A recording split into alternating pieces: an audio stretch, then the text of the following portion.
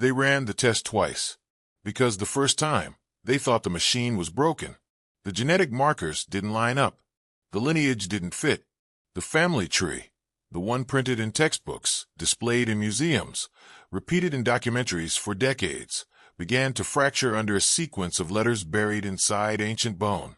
For nearly a century, Tutankhamun was treated like a solved mystery, a fragile boy king, son of Akhenaten, product of royal inbreeding, the final flicker of a strange, collapsing dynasty.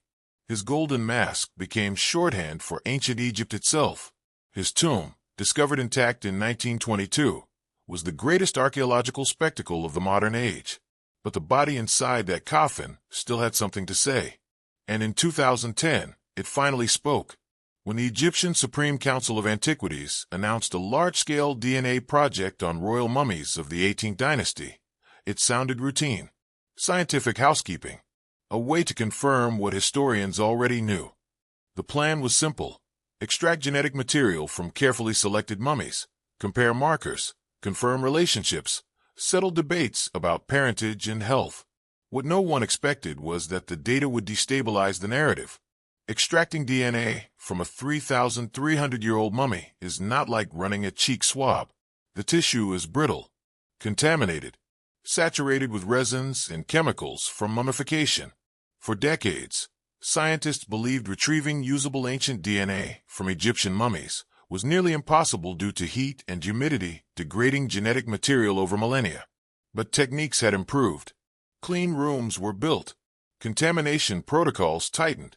Bone samples were drilled from deep inside femurs, where outside DNA was least likely to penetrate. The results were replicated independently to reduce error. And then the sequences came back. Tutankhamun's genetic profile did confirm one uncomfortable truth. His parents were closely related. The data strongly suggested his father and mother were siblings. That alone reframed the romanticized image of a golden dynasty. This wasn't just political consolidation through marriage. It was extreme endogamy. But that wasn't the part that shook researchers. The real tension lay in the paternal line. For years, scholars debated whether Tutankhamun was truly the biological son of Akhenaten, the so-called heretic king, who abandoned traditional Egyptian gods and attempted to center worship on the Aten, a solar disk.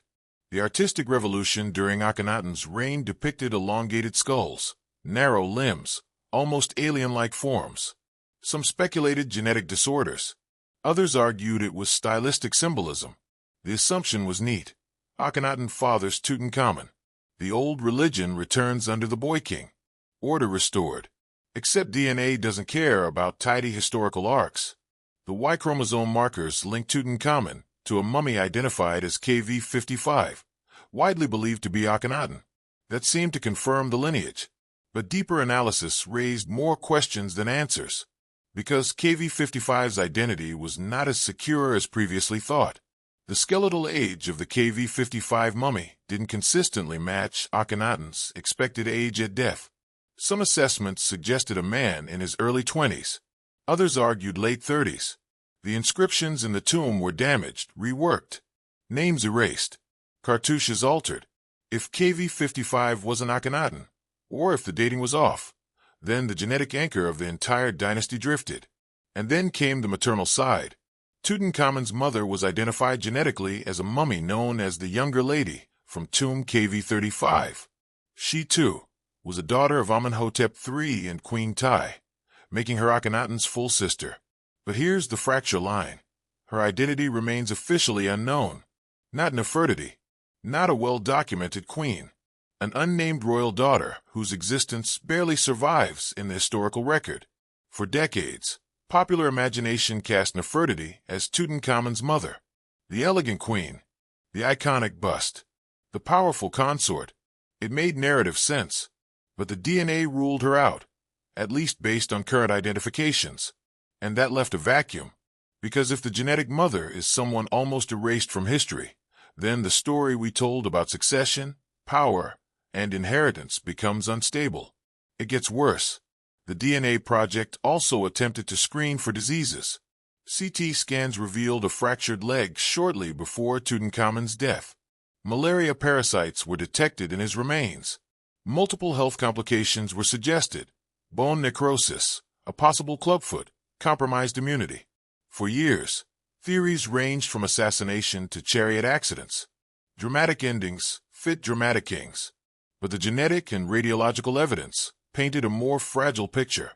A young man burdened by the biological consequences of generations of close-kin marriages. Yet even here, the certainty dissolved. Ancient DNA studies are notoriously vulnerable to contamination. Independent laboratories were not given full access to samples. Raw data was not widely released. Some geneticists questioned whether the STR markers used were sufficient to make strong lineage claims. Others pointed out that the environmental conditions of Egypt make long-term DNA preservation highly suspect. In other words, the science that overturned the old story might itself be incomplete. And that is the most unsettling part, because for nearly 100 years, we believed Tutankhamun was history's most transparent pharaoh. His tomb was untouched, his artifacts cataloged, his face reconstructed, his life dramatized endlessly. But the closer we look, the more unstable he becomes. If KV-55's identity shifts, the paternal line shifts. If the younger lady's identity remains unknown, maternal politics shift. If DNA degradation influenced results, even the sibling-parent conclusion could be questioned. What was supposed to be confirmation became complication. And beneath it all lies a deeper discomfort. Ancient Egypt was not the rigid, frozen civilization we imagined.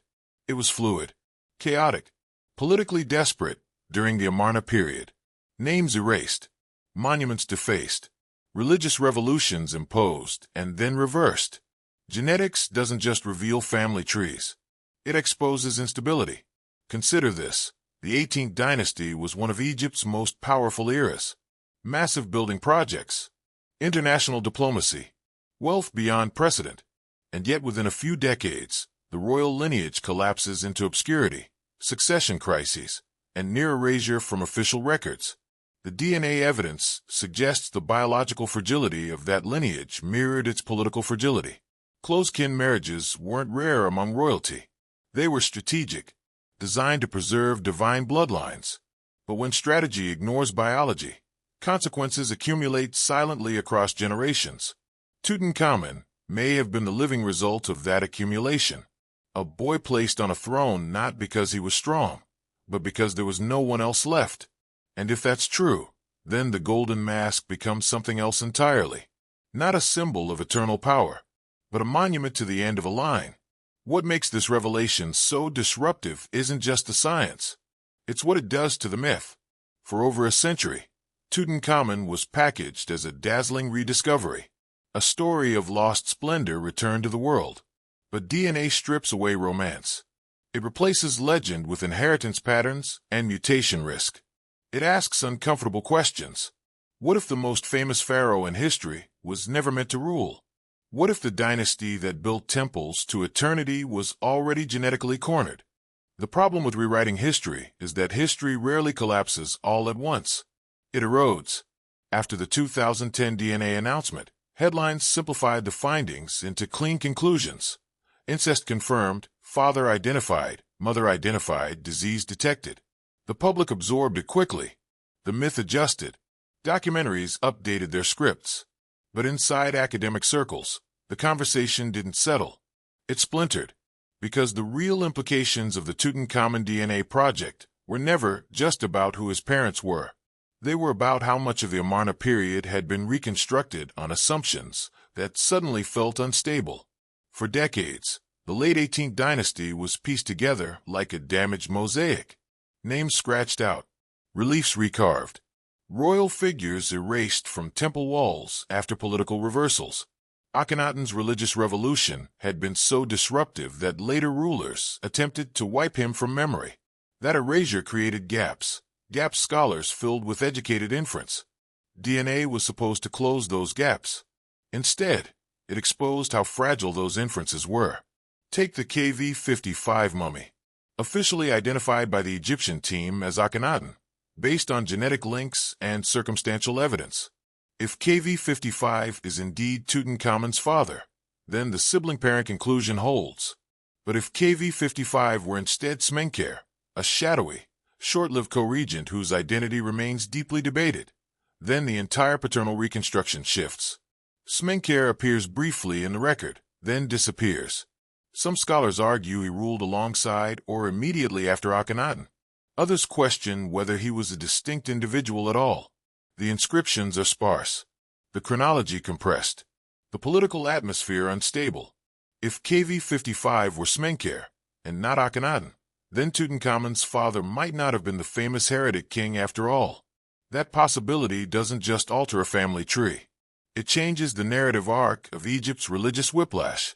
Because the traditional story is elegant, Akhenaten disrupts Egypt with monotheistic fervor. Tutankhamun restores the old gods. Stability returns. The dynasty attempts to reset itself.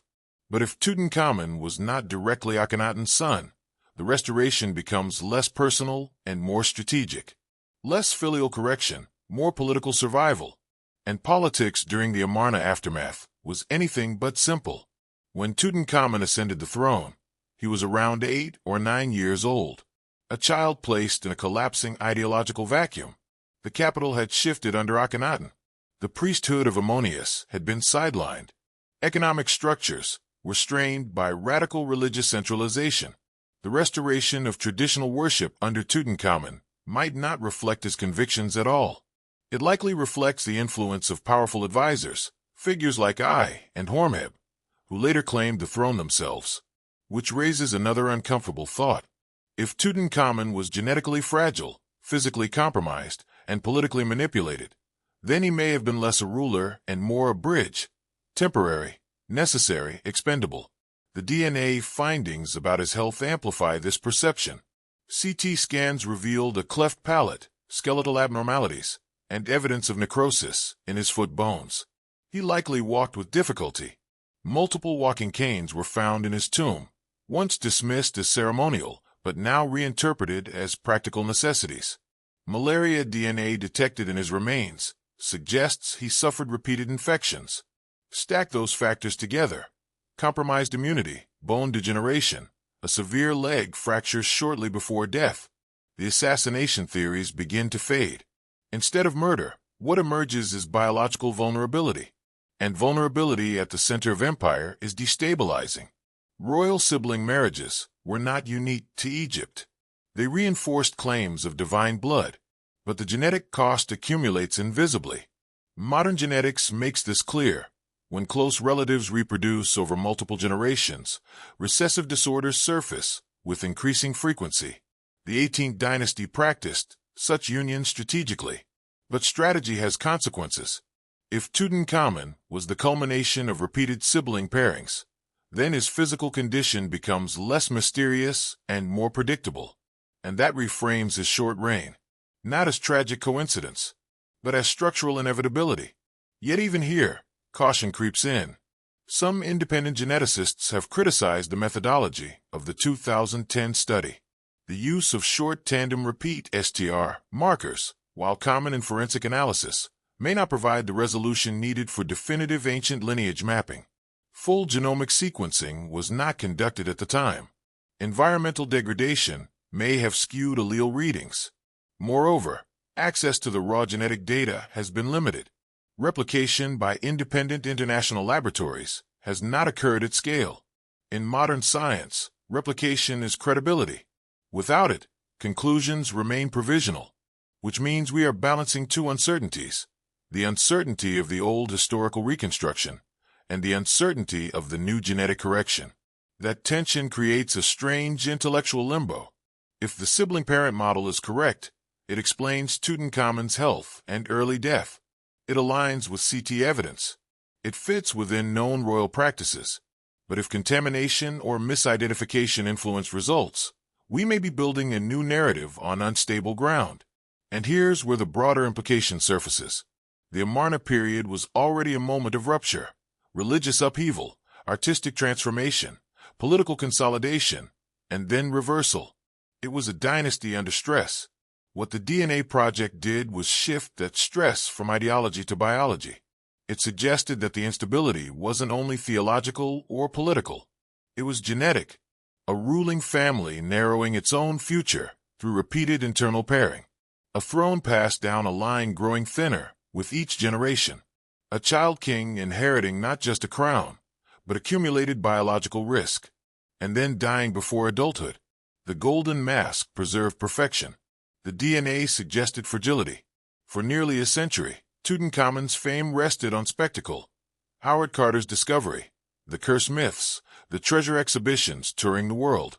His historical importance was secondary to his symbolic power. But genetics forces a different lens. It makes him less of a shining anomaly and more of a biological endpoint. And endpoints raise unsettling questions. Was the 18th dynasty already collapsing before political historians noticed? Was the religious revolution partly a symptom of internal desperation? Were the rapid successions and short-range reflections of more than ambition and intrigue?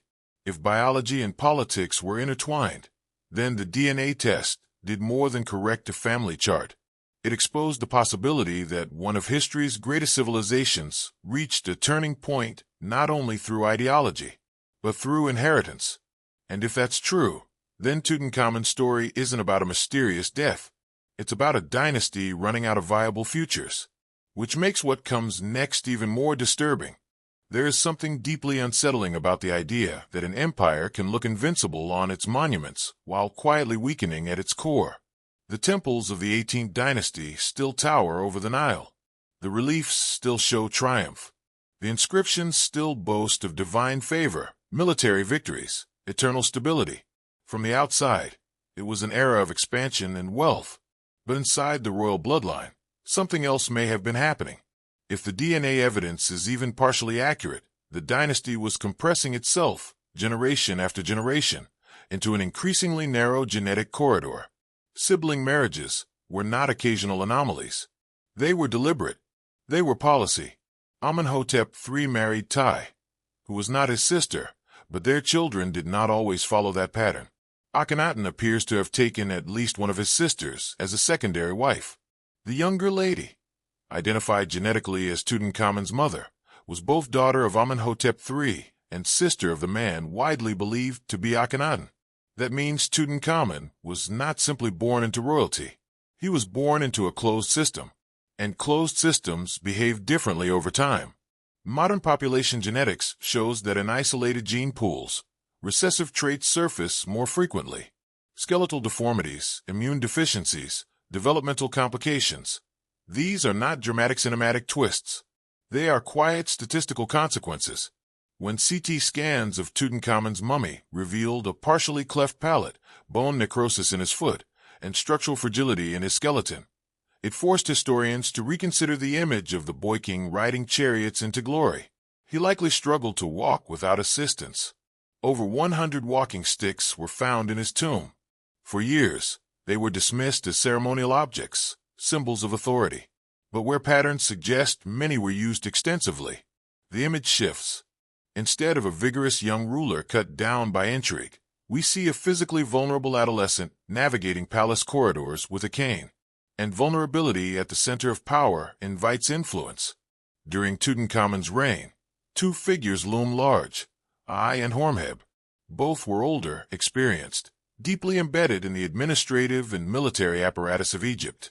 Both would eventually claim the throne after Tutankhamun's death.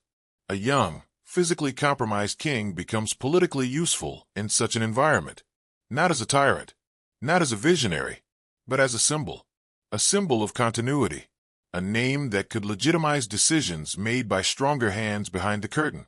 This reframes the restoration of the old gods. When Tutankhamun famously changed his name from Tutankhaten to Tutankhamun, shifting allegiance back to Ammonius, it may not have been a personal theological revelation. It may have been a calculated stabilization strategy orchestrated by advisors who needed to mend the rupture caused by Akhenaten's radical monotheism.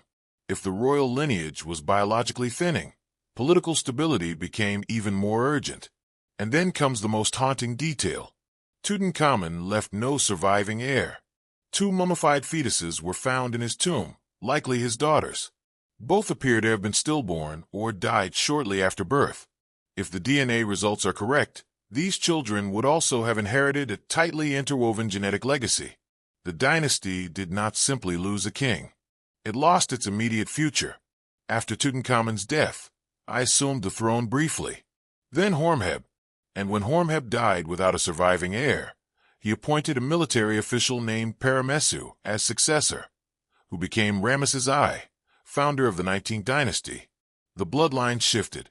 The 18th dynasty, one of the most powerful in Egyptian history, effectively ended not with invasion or rebellion, but with quiet biological exhaustion.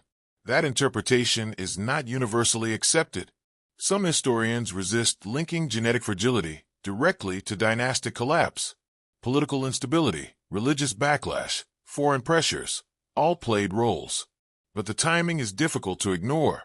A series of short reigns. A young king dead around 19. No surviving offspring. A throne passing outside the immediate royal line. And DNA suggesting extreme inbreeding at the dynasty's core. Even if the genetic data is imperfect, the pattern aligns disturbingly well. Yet there is another layer to this story, one rarely discussed outside specialist circles: the Amarna art style. Under Akhenaten, royal depictions changed dramatically. Elongated skulls, narrow torsos, protruding bellies, almost androgynous figures. For decades, scholars debated whether these portrayals reflected real physical conditions, perhaps a genetic disorder, or whether they were purely symbolic representations of divine transformation. If the royal family was practicing repeated sibling unions, could some of that unusual imagery reflect real physiological traits amplified by close-kin reproduction? Most Egyptologists caution against that conclusion.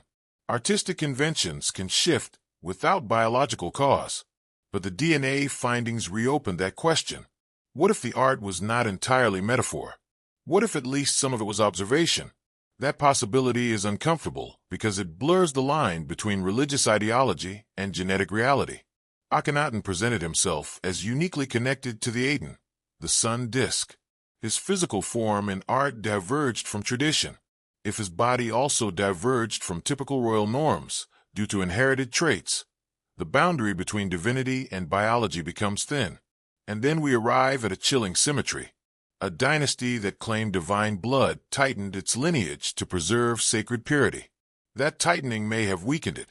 The golden mask of Tutankhamun projects perfection, smooth features, symmetrical design, eternal youth. It is one of the most recognizable human faces on Earth. But beneath that mask was a young man with a compromised skeleton, recurring infections, and a fractured leg that may have tipped his fragile system into collapse. The contrast is almost cruel. Perfection in gold, vulnerability in bone, and the DNA test forced that contrast into the open. For a century, the story of Tutankhamun was about rediscovery, about treasure, about spectacle. Now it is about limits. The limits of biological strategy, the limits of political control over inheritance, the limits of how long a closed system can sustain itself, and perhaps most unsettling of all, the limit of how much certainty we can ever claim about the past. Because even with genetic data, CT scans, and forensic reconstruction, we are still interpreting fragments. Ancient DNA degrades. Context is incomplete. Political motives shaped the surviving record. We are reconstructing a collapse from scattered bones and altered inscriptions, which raises a final, uncomfortable thought. If the 18th dynasty did not end with a dramatic catastrophe, but with a quiet genetic narrowing, how many other ancient powers might have followed the same path without us noticing? How many empires looked stable on their monuments while their future was already thinning inside palace walls? Tutankhamun's DNA test was supposed to confirm history. Instead, it forced us to confront the possibility that some collapses begin not with invasion, but with inheritance. The most dangerous assumption in history is that power guarantees permanence. The 18th dynasty ruled at the height of Egypt's imperial reach. Trade networks stretched deep into the Levant. Gold flowed from Nubia. Monumental architecture rose in stone that still defies time. Diplomacy letters, like those found at Amarna, reveal a kingdom operating on a global stage, negotiating marriages and alliances with other great powers. From the outside, it was an empire at full strength. From the inside, it may have been narrowing. When we look at dynasties, we often focus on external pressures: war, rebellion, economic decline. Those forces are visible. They leave records. But internal biological fragility does not announce itself in inscriptions. It doesn't carve warnings into temple walls. It accumulates quietly. The Amarna period was already a rupture. Akhenaten's religious overhaul dismantled the powerful Ammonius priesthood and centralized worship around a single deity. Temples were closed. Resources redirected. Artistic inventions transformed almost overnight. It was not just theological experimentation. It was systemic shock. When Tutankhamun reversed these changes, restoring the old gods and returning the capital to Thebes, it looked like a restoration of balance. But restorations can also signal retreat. If the royal line was genetically compressed, if viable heirs were increasingly rare, then political stability became more urgent than ideological purity. You do not gamble with religious experiments when succession is fragile. Tutankhamun's reign lasted roughly 9 years. 9 years in which major structural decisions were made under his name. 9 years in which older, experienced figures consolidated influence. 9 years that ended with a body prepared for burial far too early. The fracture in his left femur, discovered through CT imaging, suggests a severe injury shortly before death. Combined with evidence of malaria infection, it may have overwhelmed an already compromised immune system. There is no need for conspiracy when biology is enough. And yet, conspiracy persists. Because the narrative feels incomplete. The tomb was smaller than expected for a pharaoh.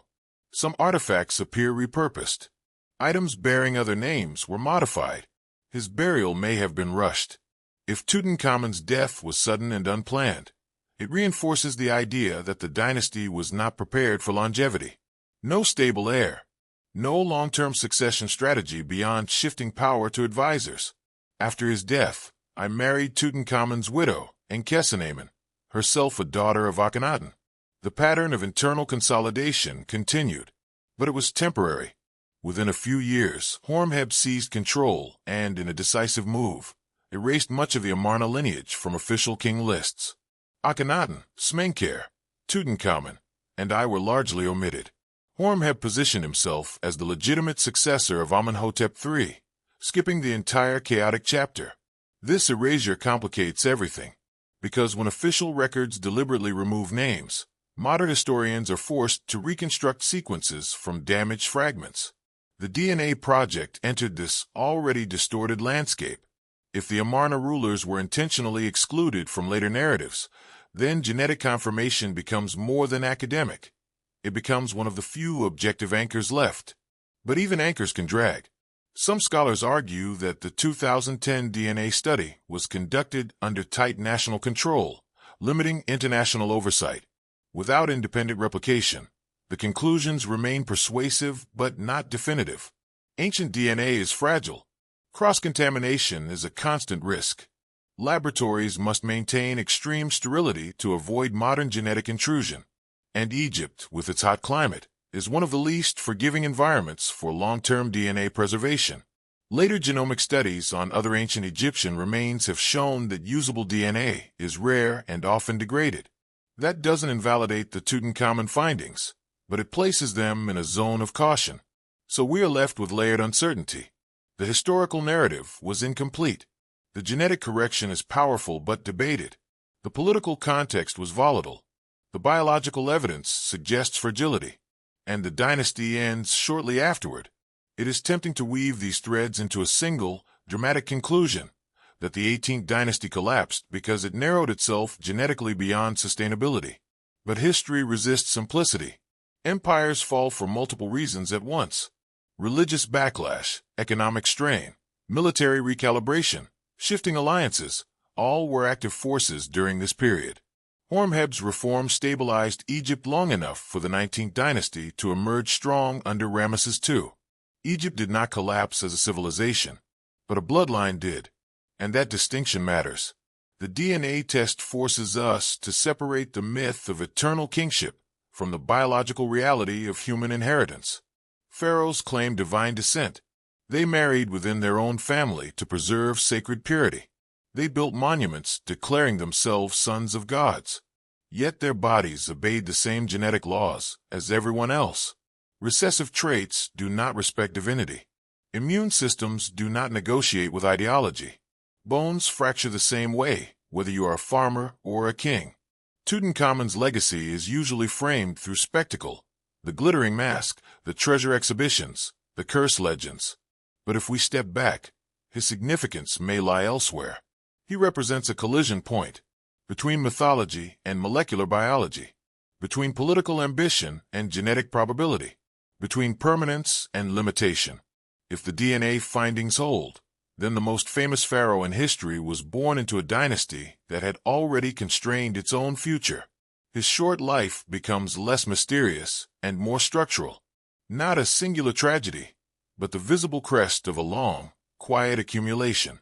And even if future studies refine or challenge aspects of the genetic data, the broader lesson remains.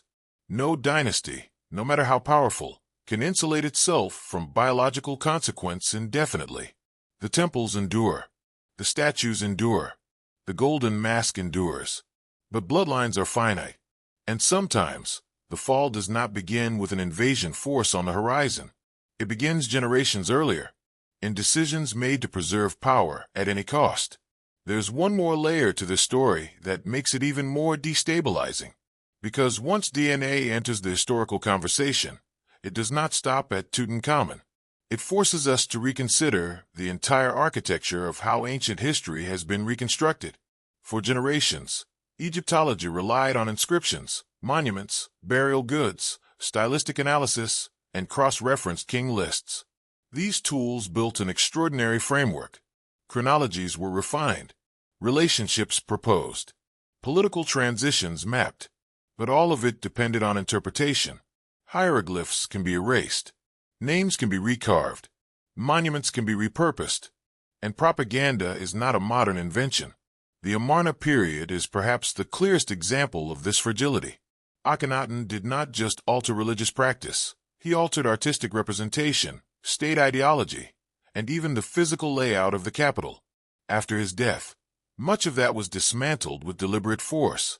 Statues were smashed, cartouches chiseled away. His memory was targeted. When the historical record itself has been intentionally damaged, reconstruction becomes inference layered upon inference. The Tutankhamun DNA project was supposed to cut through that fog. Bone does not rewrite itself to serve a successor. Genetic markers do not respond to political pressure carved centuries later. But ancient DNA is not a perfect witness. It degrades. It fragments. It is vulnerable to modern contamination, especially in remains that have been handled repeatedly since their discovery. Tutankhamun's mummy was unwrapped in 1925. It was studied, moved, scanned, photographed. Each intervention increased the risk of genetic intrusion. When the 2010 study identified malaria DNA in Tutankhamun's remains, it made headlines.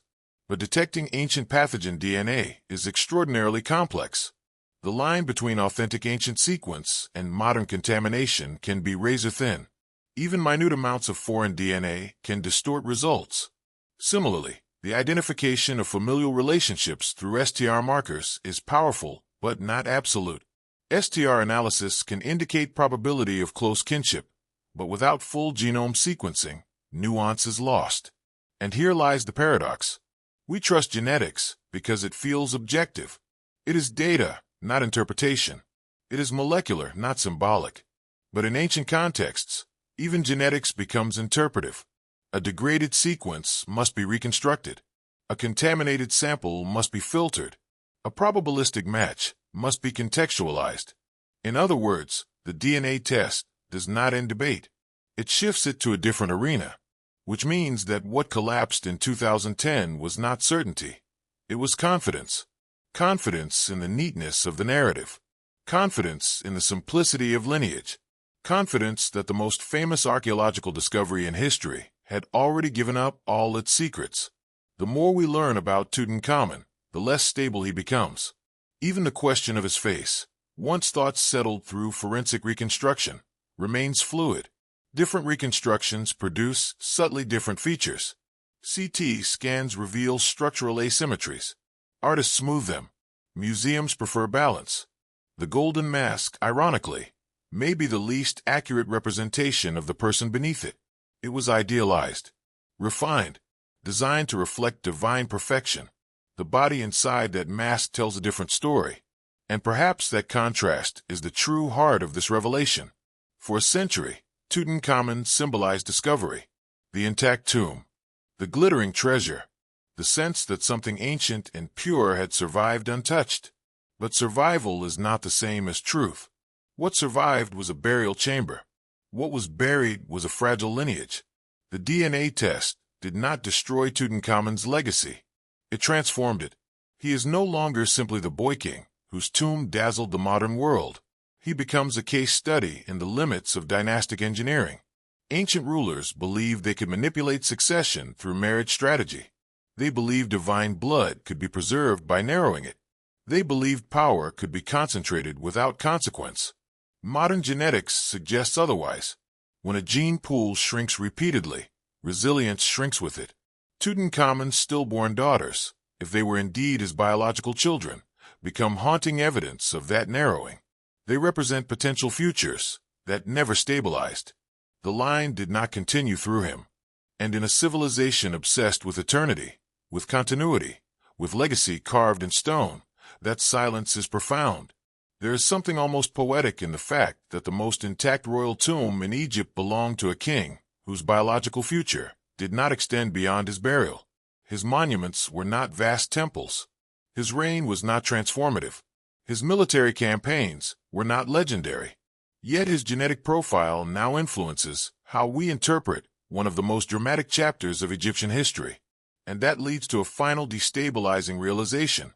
If our understanding of Tutankhamun, arguably the most studied pharaoh in history, can shift so dramatically under new analysis, what does that say about less documented rulers?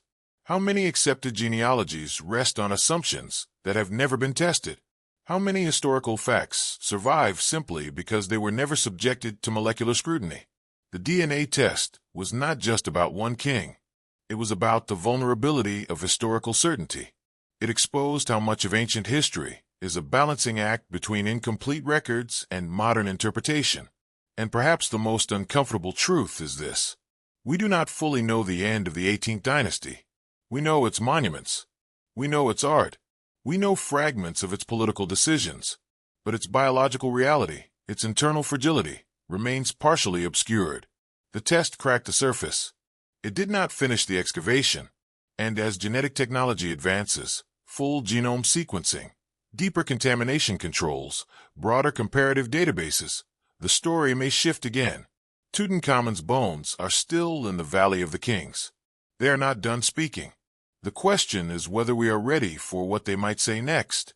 For nearly 100 years, Tutankhamun stood as a symbol of rediscovered glory. A sealed tomb. A golden mask. A story that felt complete. But completeness was an illusion. The DNA test did not shatter Egypt's history in one dramatic moment. It did something quieter and more unsettling. It removed the comfort of certainty.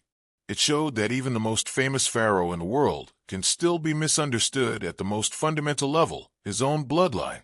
What we once treated as a solved biography now feels provisional. His father may be Akhenaten, or perhaps not as definitively as we believed. His mother is genetically identified, yet historically almost invisible. His health was once dramatized through conspiracy, now reframed through biology. His death was once suspicious, now possibly structural. The golden mask promised perfection. The DNA suggested limitation. And that contrast forces us to confront something deeper than genealogy.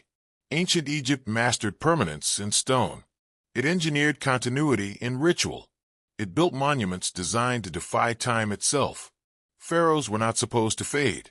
They were meant to endure eternally through blood, name, and divine inheritance. Yet beneath the theology, they were human. They married strategically to preserve sacred lineage. They concentrated power within a narrowing circle. They believed divinity could be maintained through control. But biology does not recognize divine titles. It recognizes probability. If the 18th dynasty compressed its gene pool too tightly, then its end may not have required invasion or rebellion. It may have required only time. That is what makes this story unsettling. It suggests that collapse does not always arrive with noise. Sometimes it accumulates invisibly, generation by generation, until the structure appears strong on the outside but is thinning within. Tutankhamun may not have been the architect of Egypt's instability. He may have been its symptom, a young king inheriting not only a crown, but the accumulated consequences of decades of controlled lineage. And if that interpretation holds, even partially, then his short life becomes more than a personal tragedy. It becomes a biological turning point. The 18th dynasty did not end in flames. It ended quietly. A teenage king buried with unimaginable wealth. 2 daughters who did not survive him. A throne that shifted beyond the immediate bloodline. Names later erased from official memory. The DNA test did not rewrite everything, but it forced a question that cannot be unasked. How much of history's stability was always more fragile than it appeared? Tutankhamun's tomb was intact. His dynasty was not. And perhaps that is his true legacy. Not the gold, not the spectacle, not the cursed myths, but the reminder that even at the height of empire, permanence is never guaranteed. Because no civilization, no matter how powerful, escapes the limits written into the human body. And sometimes, the most important revolution is not religious or political. It is genetic, and it unfolds silently.